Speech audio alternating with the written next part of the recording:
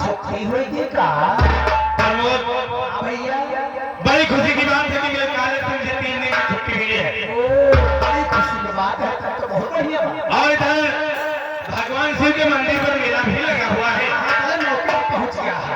तो हमने सोचा कि चलकर मेला देखेंगे और मेला देखकर भैया भाभी और मासी मुलाकात करेंगे, उसके बाद फिर कॉलेज में जाएंगे। बिल्कुल भैया, यही सोचते मैं चला रहा हूँ।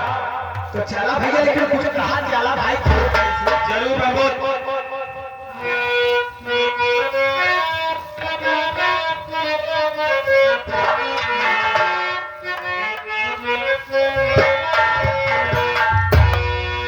अरे पर्वतराज हिमालय,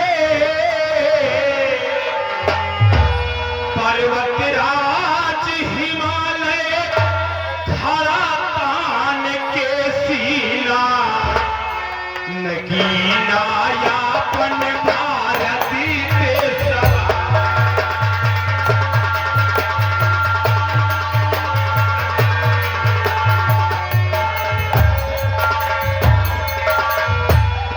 पर्वतराज हिमालय खड़ा तान के सीना, नगीना यापन भारती देशवा। आई हो भारती देशवा, आई हो भारती देशवा, पर्वतराज हिमालय खड़ा तान के सीना, नगीना यापन भारती देशवा।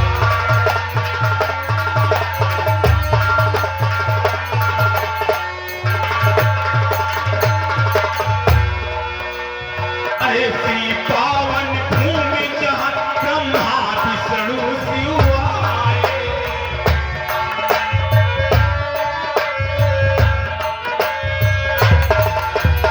ऐसी पावन भूमि जहाँ ब्रह्मा विष्णु शिव आए।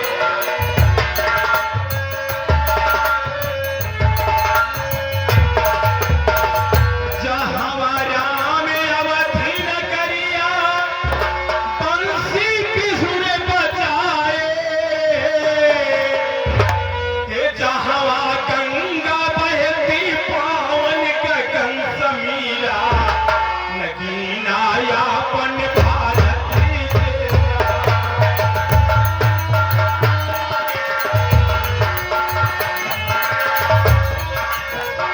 आई हो भारती देशवा,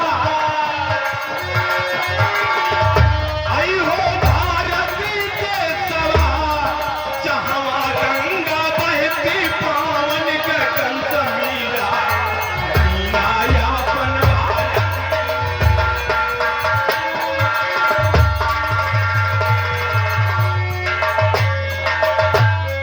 हाँ बाबूजी, हमारे डॉक्टर साहब के इस गीत को सुनकर हमारे इस कंपनी के निर्देशक हमारे जय श्याम दरोगा जी की तरफ से 51 रुपये का पुरस्कार आ रहा है पार्टी की तरफ से।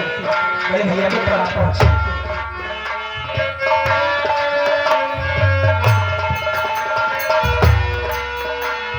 चार वेद 6 शास्त्र 18 बने यहाँ पुराण।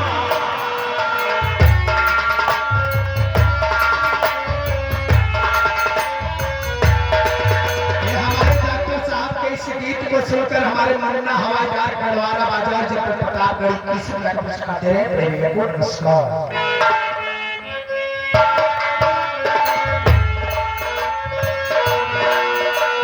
चार वेद 6 शास्त्र 18 बने यहाँ पुराण।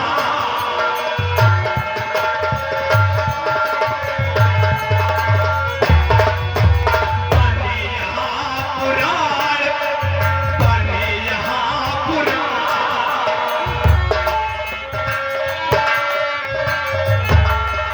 आए गए हमारे चाचा हीरालाल बनवासी, हीरालाल बनवासी 11 के दिन यहाँ डॉक्टर साहब के गीत को सुनते हैं। धन्यवाद।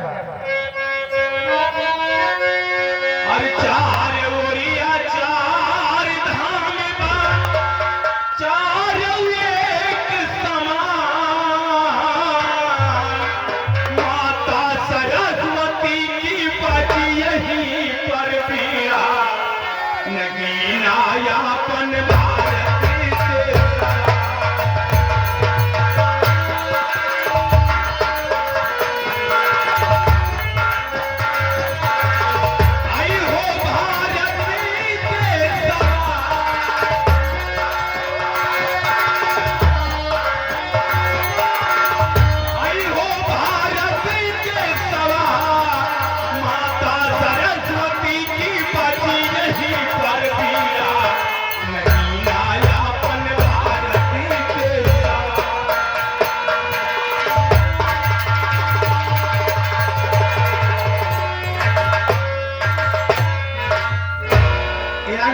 राकेश भाई दूल्हे रानी के जीजा जी एक ही समय अनुसार हमारे डॉक्टर साहब के गीत को सुनकर दे रहे हैं। बड़े भैया को नमस्कार। प्रमोद भैया टाइम ज्यादा हो रहा है, आओ चला जाए चलकर हम लोग मेला देखेंगे, उसके बाद घर चलेंगे। चलिए भैया, चलिए चलिए।